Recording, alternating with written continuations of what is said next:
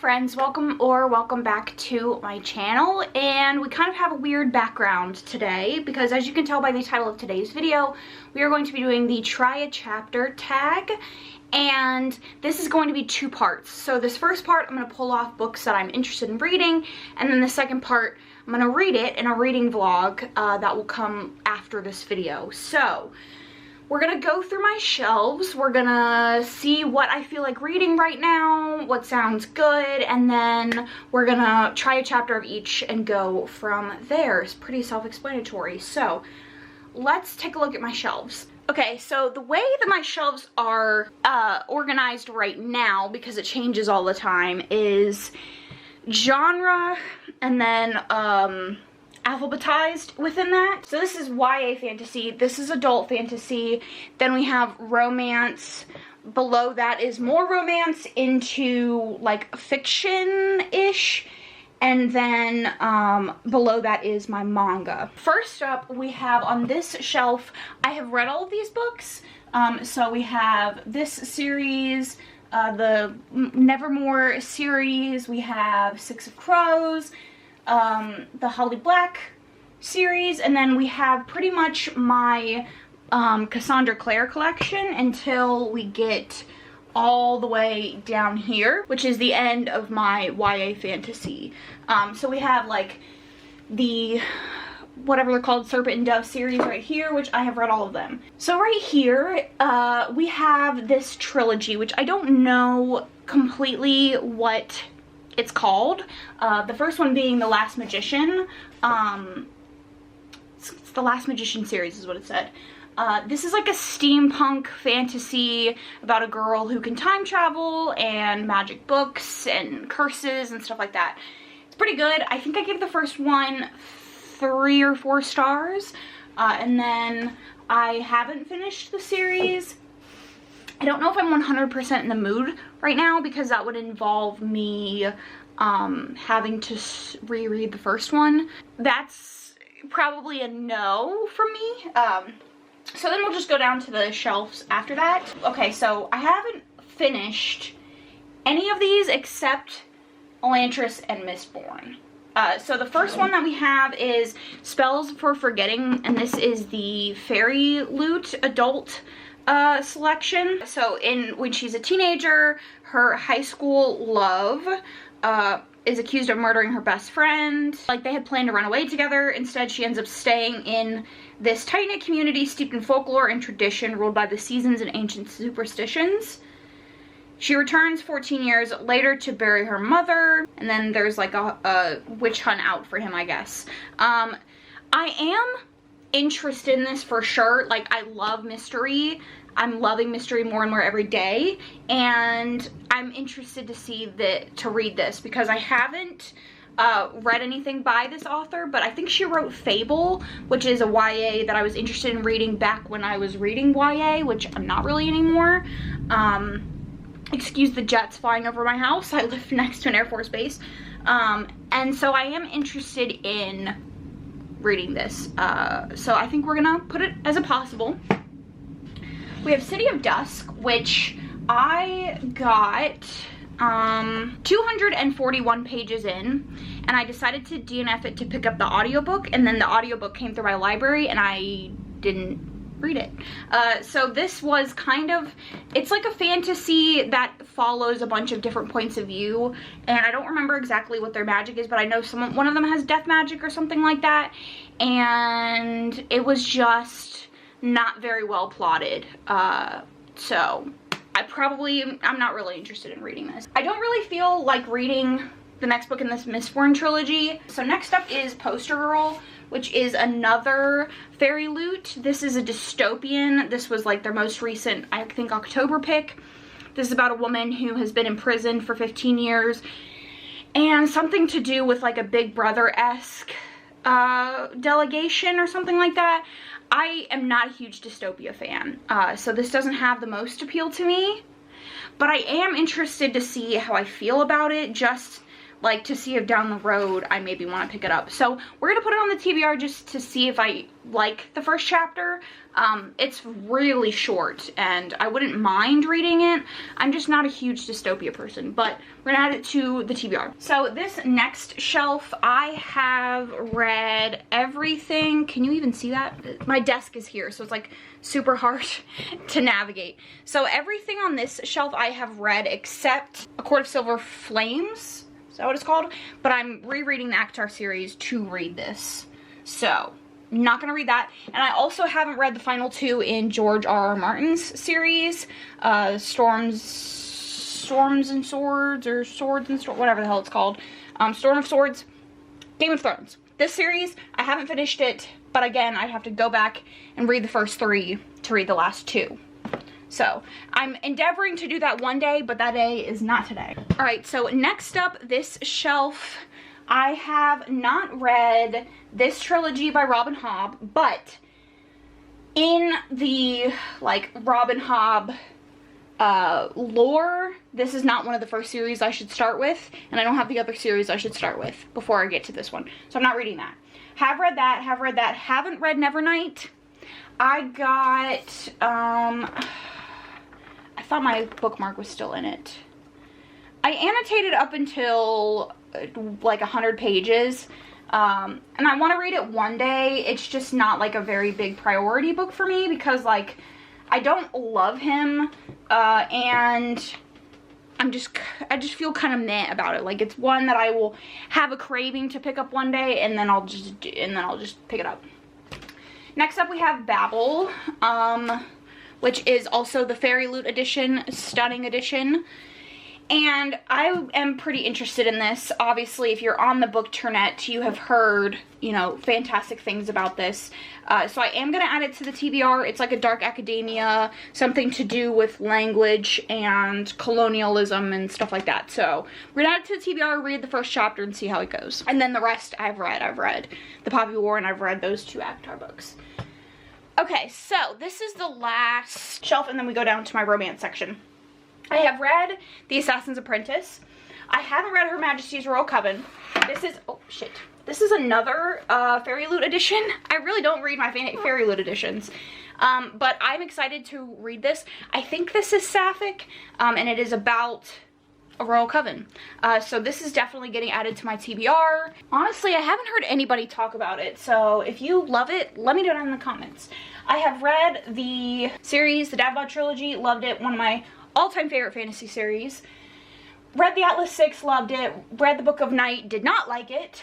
And I haven't read The Undertaking of Heart and Mercy, which I think is like a cozy fantasy romance. It's mega cute, and I'm definitely adding it to the TBR to read. Basically, this is just like all the Fairy Loot editions that I haven't tried yet. And I'm pretty sure the November edition, the November one is coming today, and we'll see. I might unwrap it in this video and add it to the TBR because all the others are on there. So this is the From Blood and Ash series. I have read up until the second one, and I desperately want to read the series. I have the other ones on the way to me to read. I desperately want to read them. So then we get down to my romance. I do have some unread romance on my shelves. I have a lot of historicals that I haven't read. I have the entirety of the After series, which I'm doing with the romance community with the After read along or whatever. And I'm not really feeling romance right now, so I likely won't add anything to my TBR. Like, I haven't read The Savage by Sophie Lark, and I have that, but mostly my unread is historicals, specifically the Maiden Lane series and pretty much all of Lisa Kleypas's books. And I just don't really feel like reading historical, don't really feel like reading an all romance, and I don't think I have any literary fiction that I haven't read. That is like my smallest genre. It's like a mix of literary fiction, thrillers, all of that. It's my smallest collection, and I tend to not buy books that I haven't read from those genres. So that means let's look at the books that I have on this TBR. So like I said, all of the books on this TBR are going to be Fairy Loot books that I haven't read yet, and we might have another one on top to add to it depending on what October's is. So I'm gonna try the first chapter of each of these, and we're gonna move forward in the next video with the one that I want to read. Okay friends, I have not read the first of chapters of any of the books, but a new contender could be added to the list. So they actually seem like they got behind, I guess, a couple months ago. So we actually got 2 this month, I think. So this is Bad Blood. Oh. I'm very happy that we got this. This is absolutely gorgeous. I loved A Dowry of Blood, and I am very happy that we got it, but I've already read this. So it won't be added to the TBR, but wow, this is a stunning edition. This story is absolutely beautiful. This is 100% my favorite edition that they've done since they started this box. I mean, this cover, the naked hardcover, looks like this, like it's a house, and then the actual cover itself is truly stunning, to go along with the fantastic inside. So this is definitely a favorite that will be prominently displayed on my shelves. But yeah, I've already read this, so I will not be adding it to this TBR, but let's just appreciate this in some B-roll after this, because truly, wow. Just the end page, like, this makes so much sense with the story. The actual book itself is so pretty, and the end pages, like the stained glass of the end pages and the characters on the end pages, just like, wow, truly did a fantastic job, and I'm very happy to have this in my collection. If you don't know, this is basically a Dracula's Brides retelling, but it's written as letters to Dracula from one of his brides, and he's unnamed, and it's just gorgeously written. It's like written in little vignettes like that, but wow, yeah, this was so well done. So well done. They did a fantastic job with this. So, yes. That is that. I'm now actually going to go read the first chapter of the books that I said I was going to. And we'll see which ones I enjoy. Okay, friends, it has been a day. It's the next day. And I finished the chapter for all of these books. So let's go through them.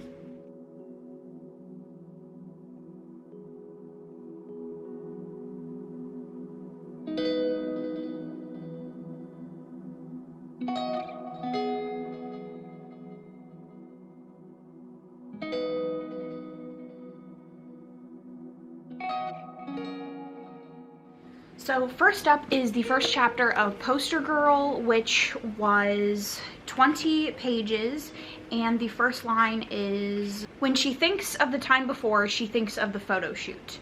And this first chapter basically just talks about Sonia, who is currently in a prison after the overthrow of the delegation. And this prison holds everybody that I guess was ever loyal to the delegation after this other government took over. And they seem to have some sort of ocular device that allows them to communicate with other people, to see things. There was an instance where her father shows her a news video through her ocular device. We've been introduced to a couple of characters, got an idea of how the Aperture, which is the name of the prison, works, and just a little bit about Sonia herself. Not too much, just that she is young enough, like she's just the age of, like a year above the age where they allowed people to leave.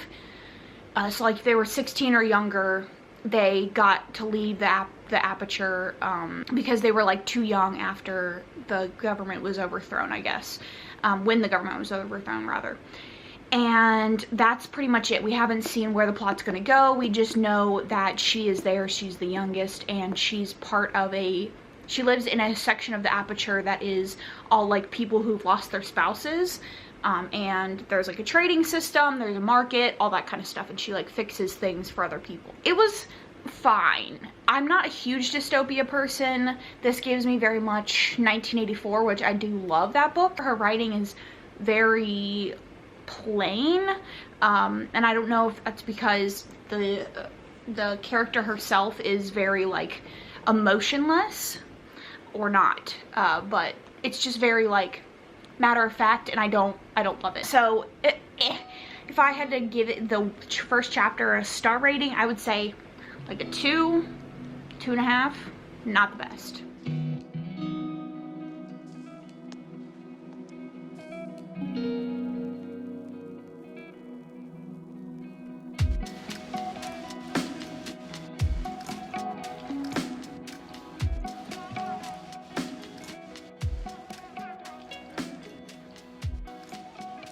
So then I read the first chapter of Spells for Forgetting, which is 8 pages, and the first line is, "There were tales that only the island knew."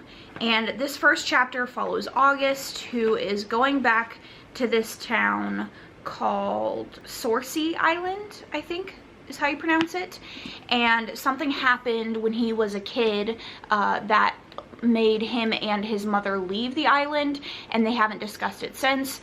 He's kind of repressed all of the memories from the island. Now his mother is dead, and her one request was that her ashes be scattered at this island, and so he is now returning, and he's returning under a false identity, but we didn't really get much more than that.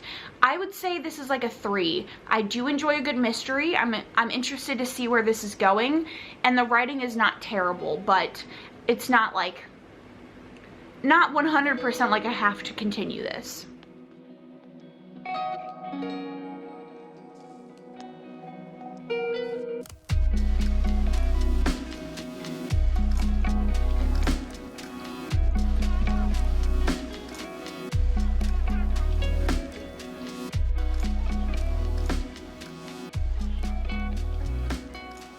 We then have The Undertaking of Heart and Mercy, and this first chapter was 12 pages, and the first line is, "It was always a gamble dropping a body off at Birdsall and Son Undertakers, but this morning the Bride of Fortune favored Hart Ralston."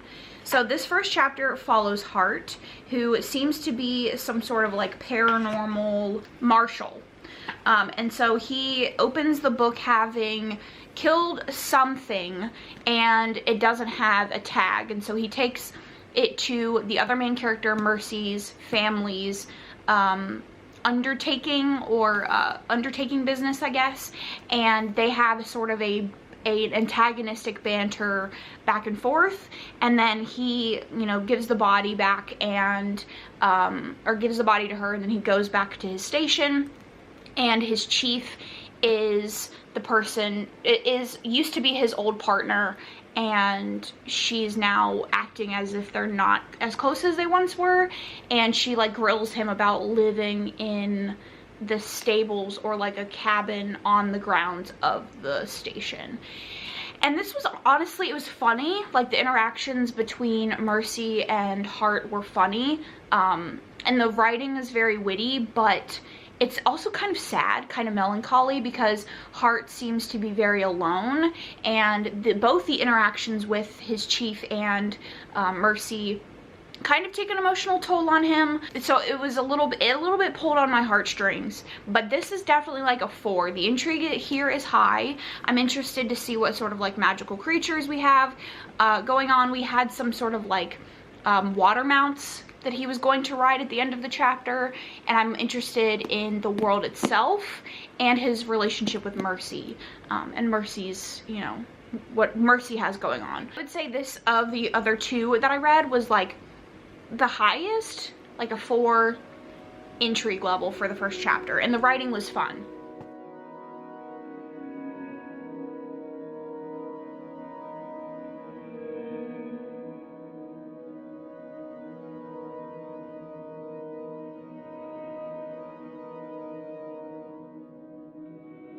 So then I read the first chapter of Her Majesty's Royal Coven, and it was not very many pages. I think this one was the shortest of all of them. It was 5 pages, and the first sentence is, the night before the summer solstice, 5 girls hid in a treehouse. So this is 25 years before the events of the novel start, and it is a group of girls who are about to take an oath with their coven, and they're like rehearsing the oath prior to the event that takes place. And then the 5 pages end with them at the ceremony taking their oath. It was like fine. I think the intrigue of witches and covens is more interesting than the chapter was itself, but it was only 5 pages, so there's not really much to go on, whereas some of these were like 20 pages.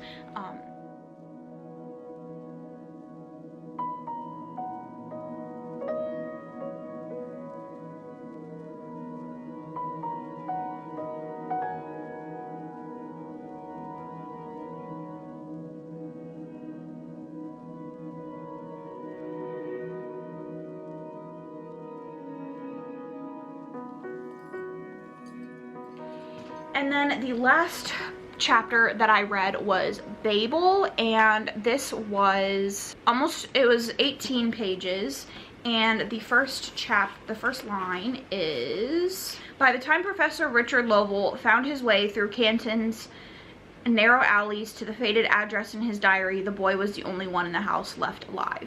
So this is the introduction to Professor Lovell and Robin, and this is basically him showing up to Robin's house, and Robin's entire family has been killed by a plague, and Professor Lovell tells him that he is going to come back to London with him to study language and silver working, I believe. And they have already basically told him to get rid of his name, to forget his entire culture and his family, and to assimilate himself into a Londoner, an Englishman, basically. And he was forced to essentially determine the fate of a Cantonese person who was attempting to go to London as a workman. They wouldn't let him on the ship, and so Robin was the only one that could translate what the man was saying and what the shipman person was saying. So he basically told the Cantonese man that his contract was not good and he needed to leave. So he was already forced to make some pretty big decisions that are affecting other people's lives. Pretty interesting. R.F. Kuang's writing is incredibly accessible, despite you might not really expecting it to be. And I would say that this was a pretty strong first chapter. It's the longer of the ones that I read, but you're jumped right into it, and there's already a lot going on. So I would give this like a 4 as well. So if I had to rate my interest levels for these books, I would say, based on the first chapter, this is kind of what we're working with. These two, I would say, are like tied. I don't know how I'm feeling, if I want something kind of gritty and dark, or if I want something fun, fantasy, romantic sort of deal. So I am unsure which one I'm gonna pick up. It's between these two for sure. I think I'm gonna read both. Let's read both. I think they'll be a nice little contrast to each other. So I'm gonna read both of these in the vlog to come following this one. So if you are interested in my thoughts on these two books, make sure you check out the vlog. But that is going to be it for this video. Let me know your thoughts down in the comments. If I should have picked one of these books, let me know. Thank you so much for watching. If you are looking for more content from me, you can check out my Instagram and my podcast Instagram. You can also check out my podcast. It is a horror podcast. It's a lot of fun. Thank you so much for watching, and I will catch you guys in the part 2 of this vlog.